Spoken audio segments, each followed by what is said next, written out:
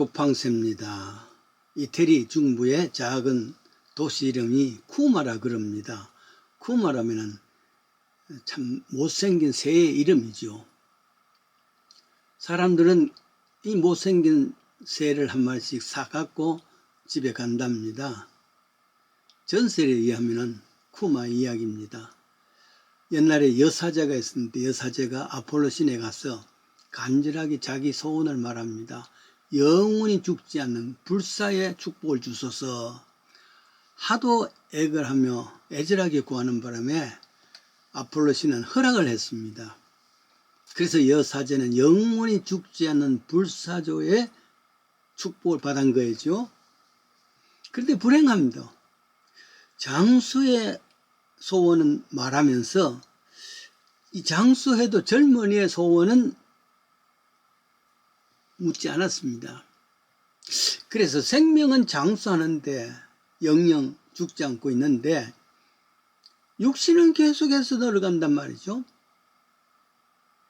수백 년 지나니까 온몸이 메마르고 쪼그라들고 정말 말로 할 수 없는 모양으로 형편없는 새가 되었단 말이죠. 그야말로 이 새의 얼굴은 그야말로 쭈글쭈글 볼품 없습니다. 그 새의 삶의 길은 수백 년, 수만 년, 수천 년이 된다 할지라도 그래도 죽지 않는데 대신에 육신은 계속해서 늙어가는 것이죠. 그래서 사람들로부터 이 세상 안에 갇힌 쿠마가 참 놀림을 당합니다. 그리고 아이들도 말이죠. 그렇게 묻는데요. 이 소원이 뭔가 하면은 이 쿠마라는 새의 답은 나의 최고 소원은 죽는 것이란다. 그런데도 죽지 않는단 말이냐. 아폴로의 축복 때문입니다. 그렇습니다. 인간은 얼마나 오래 사는가 그게 아니고 어떻게 살았는가 그게 문제죠. About Browning 시인입니다. 우리가 가장 안전한 바로 그때에 석양의 그늘이 오네. 꽃망울 보고 환상에 젖었을 때에 어떤 이의 부음이 오네. 이 세상에서 굉장하다는 것도 사실은 아무것도 아닌 거야. 그래요. 인간은 참 이 슬픔의 존재란 말이죠. 육신에만 초점을 맞추다 보니까 결국 그랬습니다. 출애굽기 17장에는 종살이 하던 노예살이 하던 이스라엘 백성들이 애굽을 탈출하고 그 어려운 홍해도 건넜습니다. 하나님의 도우심으로 기적을 같이 건넜습니다. 온 백성이 할렐루야 하고 하나님 앞에 찬양할 때인데 순간 다른 문제가 생긴단 말이죠. 그것은 홍해 동쪽에서 기다리던 아말렉 사람들입니다. 그 사람들이 전쟁을 일으킨단 말이죠. 아말렉 사람들은 노련한 사원꾼입니다.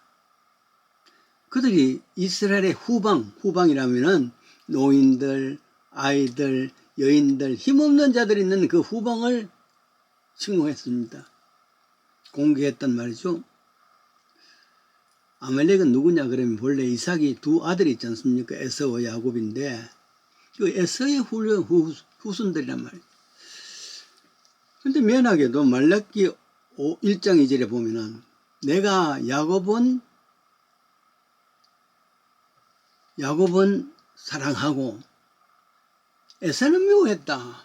하나님께서 야곱과 에서를 처음부터 이렇게 가격을 두고서 그렇게 소화하고 싫어했던 사람, 그 편견적 사랑이라 그런 면이 아니고 하나님께서 이야기한 것은 야곱은 영의 대표고 그리고 에서는 육신의 대표입니다. 내가 야곱은 사랑하고 에서는 미웠다는 말의 뜻은 내가 영은 사랑하고 육신은 미워한다. 그런 뜻을 이야기할 수 말입니다. 노예 생활하다가 자유인으로서 이제 광야로 나왔습니다. 그런데 이것을 영적 대표란 말이죠. 이 영적 삶을 이어가는 출애굽한 이스라엘 백성들에게 육신에 속한 아말렉 족속에서 끊임없이 침공하는 이 이야기는, 즉 인간은 영의 삶을 시작과 동시에 육체에 끊임없는 시험이 있다. 그게 전쟁을 통해서 보여준 것입니다. 로마서 8장 3절이죠.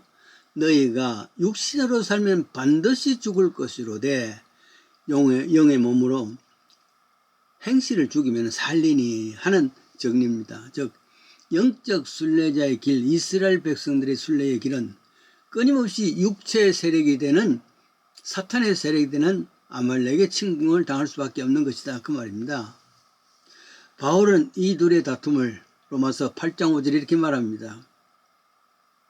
육신을 쫓는 자는 육신의 일을, 영을 쫓는 자는 영의 일을 생각하나니 육신의 생각은 사망이다, 영의 생각은 생명이니라 그랬습니다. 13절에도 그랬습니다.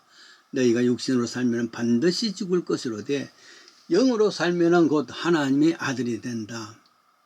에서는 야곱에게 죽 한 그릇으로 장자의 직분을 팔았습니다. 죽 한 그릇이 무슨 사용성이 있는 건 아니, 이 의미는 깊은 의미가 있습니다. 즉 가령 내가 예수를 믿습니다 했을 때 무슨 일이 있어도 나는 예수를 멀리할 수 없습니다 하는 신앙적인 영적인 사람들과 배고픈데 무슨 예수는 하고서 무시해버릴 수 있는 삶, 그게 에서와 야곱의 죽 한 그릇 이야기입니다.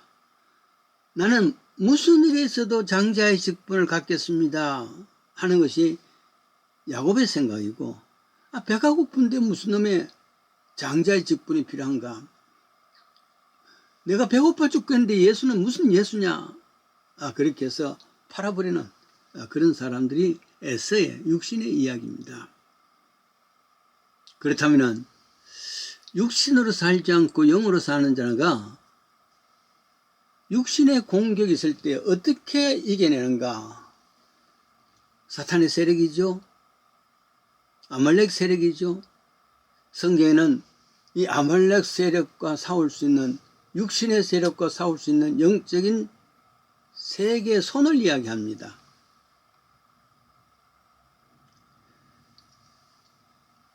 그래서 출애굽기 17장 16절에는 여호와가 아말렉과는 영원히 싸우리라 그랬으니까 영육 간의 싸움입니다. 그리고는 아말렉은 영영 여호와의 전에 들어갈 수 없다, 못 먹습니다. 육체의 소욕을 이기고 영의 소욕에 승리할 수 있는 세 개의 손을 이야기했는데, 첫 번째 손은 여호수아의 손이란 말이죠.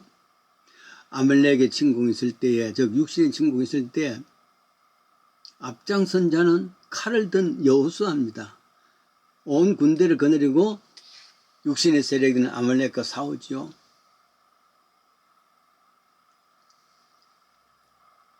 영적 싸움이란 말이죠. 그러니까 결국 여호수아의 손에 들려있던 칼, 이것이 육신의 세력과 싸우는 도구였습니다. 에베소서 6장에는 이 도구가 말씀의 검이라 그렇게 했습니다. 말씀의 검으로 이기는 것이죠. 두 번째입니다. 두 번째 손이 있는데 모세의 손이죠. 산꼭대기에 올라가서 전쟁하는 그 무리들을 보고서 하나님 앞에 열심히 기도할 때 이스라엘이 이긴단 말이에요. 높이 손을 들고서 기도하는 기도의 손입니다. 영적 전쟁에서 육신의 세력을, 아말렉 세력을 물리칠 수 있는 길은 말씀으로 여호수아가 앞장선 만큼 이번에는 기도로서 뒤에서 백업하는 것이죠. 기도가 없으니까 모세의 손이 내려가니까 지더란 말이죠. 모세의 손이 다시 올라가니까 이기더라. 기도는 결국 영적 싸움에서 중요한 도구가 될 수밖에 없습니다. 세 번째 있습니다. 세 번째는 뭐냐 하면은 모세가 손을 높여서 기도했는데 너무 피곤하단 말이에요.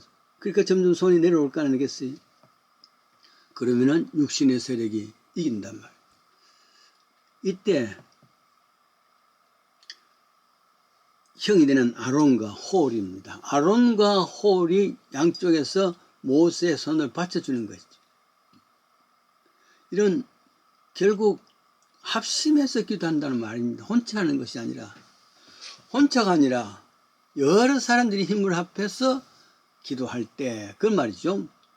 결국 이긴단 말이죠. 가령 선교팀이 멀리 이제 아프리카나 혹은 남아메리카에 보내졌습니다. 그 선교사는 직접 검을 가지고 현장에 간 겁니다. 그것을 이길 수 있는가? 그게 아니란 말이에요. 뒤에서 교회가 그를 위해서 기도해야 되겠죠. 한두 사람이 아닙니다.